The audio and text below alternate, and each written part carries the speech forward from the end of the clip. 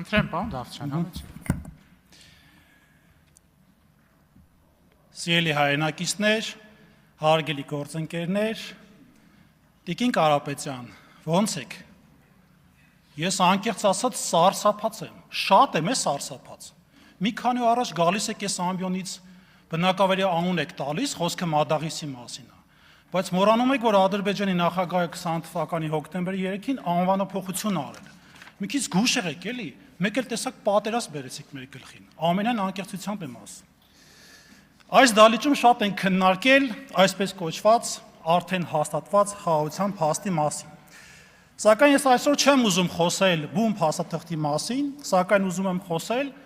արդյոք Ադրբեջանում Ադրբեջանի հասարակությունը պատրաստ է խաղաղության եւ արդյոք գիտի, թե ինչ է խաղաղությունը։ Թերևս բոլոր այստեղ կհամաձայնվեն, անգամ քաղաքացիական պայմանագրի կուսակցության падգամավորները, որ թուղթը չէ, որ ապահովում է խաղաղությունը։ Խաղաղությունը ապահովում են հասարակությունները։ Բոլորը կհաստատեն նաև, որ Ադրբեջանում կա հայատացություն, իսկ ավելի ճիշտ ալիատացություն, որի անվանումը միջազգային քսենոֆոբիա է։ Ես ավելի շատ կուզեի խոսեի Ադրբեջանում տեղի ունեցող պրոցեսների մասին եւ կփաստեմ, որ այսօր Ադրբեջանում հայերին դնում են մեկ կողմում, իսկ մնացած ազգերին մեկ այլ կողմում։ Եվ ուզում եմ շեշտել, որ բացի քսենոֆոբիայից նաև կա ռասիզմի ձևակերպումը, որտեղ միջազգային կազմակերպությունը դեռևս այսօր չունեն հստակ ձևակերպում, թե ինչով է մեկը մյուսից տարբերվում, սակայն կարմիր թելով առանձնացնում են մի շատ կարևոր առանձնահատկություն, որ ռասիզմը ինքնին մի ռասայի, մի ազգի մյուսին ավելի բարձր դիրքերից նայելու եւ իրեն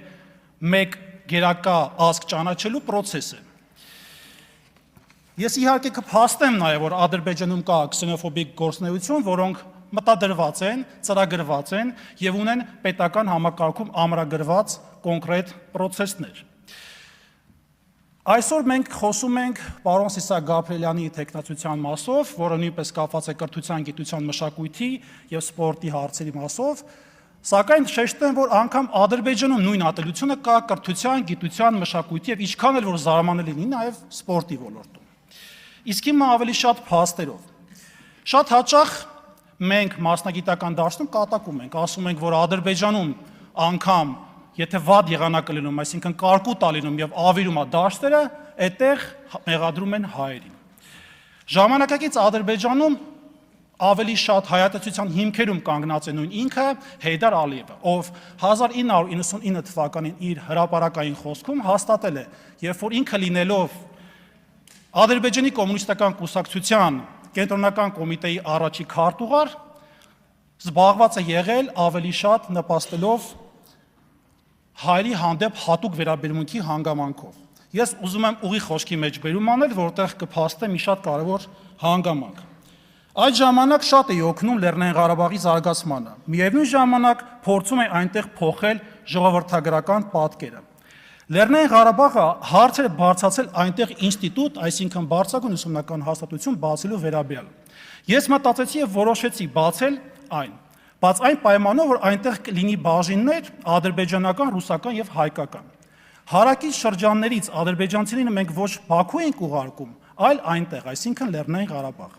Այս եւ այլ միջոցներով ես փորձում եի հասնել նրան, որպեսզի Լեռնային Ղարաբաղում ադրբեջանցիների թիվը ավելի շատ լինի, իսկ հայերի թիվը նվազի։ Հեյդար Ալիևին հաջորդեց գանք ավելի արդի ժամանակներ, իր որդին Իլհամ Ալիևը։ Եվ կարող եմ հաստատական պնդել, որ հենց Իլհամ Ալիևի շնորհիվ է, որ հայատացությունը Ադրբեջանում ավելի արմատական բնույթ է կրել եւ ունի պետականացված մակարդակ։ Եվ շատ հաճախ փոխաբերական իմաստով ասած, այն խնդիրները, որոնք որ կան Ադրբեջանում, արդեն ցանված բերքերն են, որոնք ըմբոշխնում են Ադրբեջանի հասարակությունը։ Ադրբեջանում հայատացություն ունի խորը կրթական, գիտական, մշակութային եւ որոշ չափով նաեւ սպորտային արմատացած համակարգ։ Եվ որպեսզի խոսքս ավելի հիմնավոր լինի, կուզեմ թվարկել Ադրբեջանի ներպետական օրենսդրության մի շարք հոդվածներ, որտեղ պետք է որ կանխվեր process-ները, սակայն ցավոք սրտի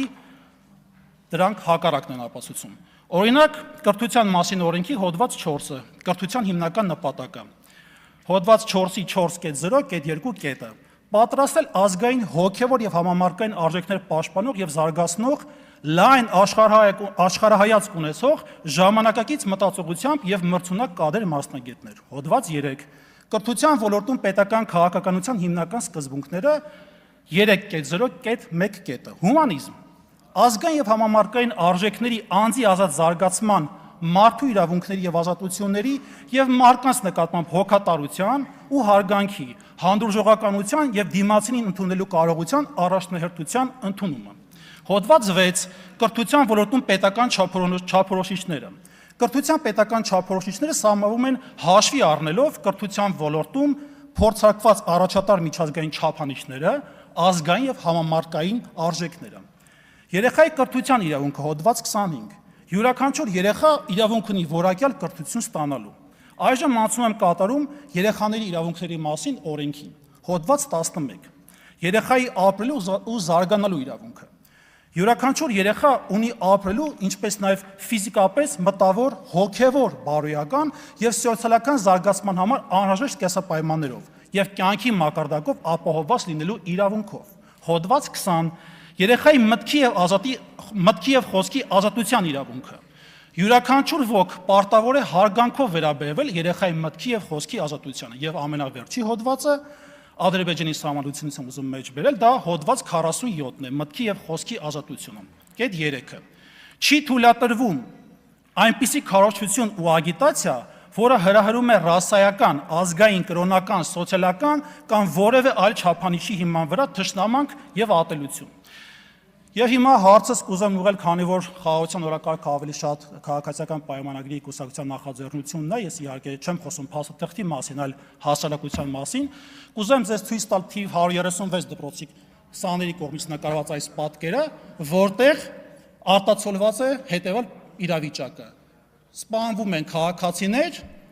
այս համատեքստում սպանողները հայեր են, իսկ սպանվողները ադրբեջանցիները։ Թիվ 359 դպրոց, նույն պատկերը, սակայն այլ նկարագրությամբ, տեսնում եք ինքներդ, սպանվում են քաղաքացիական անձիկ, որտեղ սպանողները հայեր են, իսկ սպանվողները ադրբեջանցիները։ Թիվ 113 դպրոցի սանի նկար, որը նույն տրամաբանությամբ շարունակությունն է, ավելի ահավասիկ պատկերով։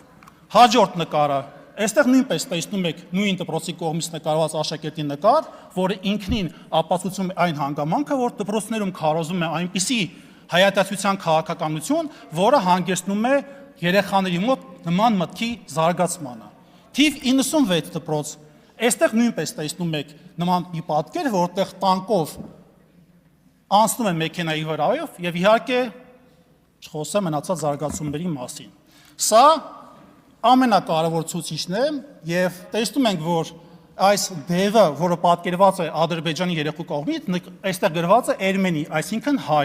եւ արյուն է կաթում ամբողջությամբ գետնի վրա։ Սա նույնպես դպրոցական երեխայի կողմից է նկարվել։ Թիվ 296 դպրոցի նկարը, որտեղ ավելի շատ զինվորականների գործողություններ են, այսպես բան որ գործընկերներս տեսնեն, որոնք սպանում են ադրբեջանցիներ, իսկ սպանողները ներկայացվում են որպես հայեր։ Սա ամենապարզ վկայությունն է, ցուցահանդեսն է նկարների, որոնք կազմակերպվել են Ադրբեջանում դպրոցական երեխաների շրջանակներում որպես մրցույթ։